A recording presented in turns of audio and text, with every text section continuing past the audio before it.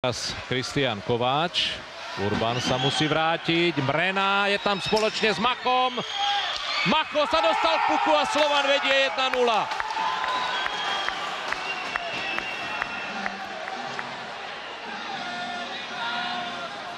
Košičania spravili chybu.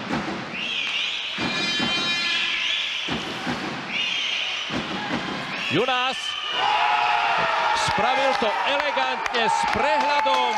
Počkal si s pukom, udržal ho na svojej hokejke, nenahrával.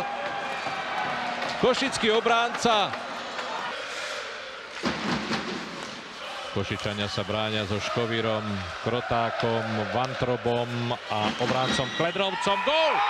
3-0 pre hostí. Využitá presilovka. Autorom Vladimír Vlk, ktorý... Kuľha.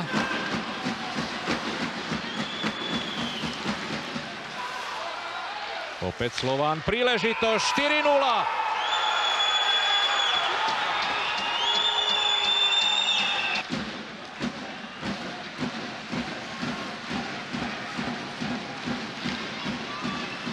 Kroták sa snažil uvoľniť. Šanca Košičanov a gól.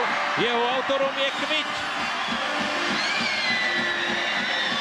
Takže domácim sa podarilo skórovať. V 16. minúte 3. tretiny sa dostali do finále.